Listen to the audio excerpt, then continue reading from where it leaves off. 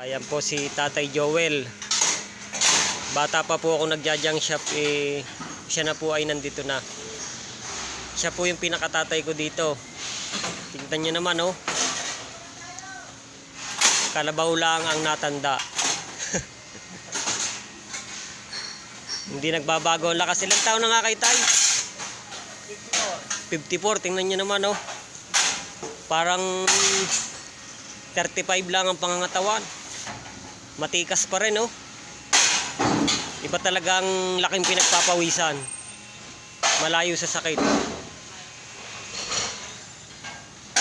Hindi pa po ganito tong junk shop ng 7 star. Ay nandito na siya. Yan. 14 years na. 14 years na po kayo dito? Ba, tagal na. Ay di ibig sabihin. Mahigit ng isang dekada na.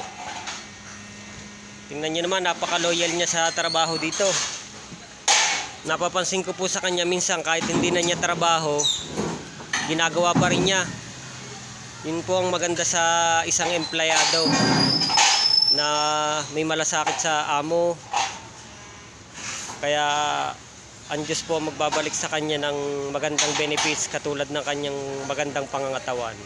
Yan. Shoutout nga po pala sa may-ari ng junk shop na ito, si Edsel, ang 7 star. Pinopromote ko po ito.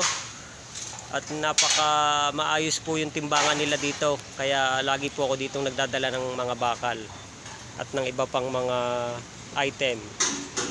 Makikita nyo lang po ito sa Pagaspas, Tanawan City, Batangas. Ayan. Ayan po. Ayan.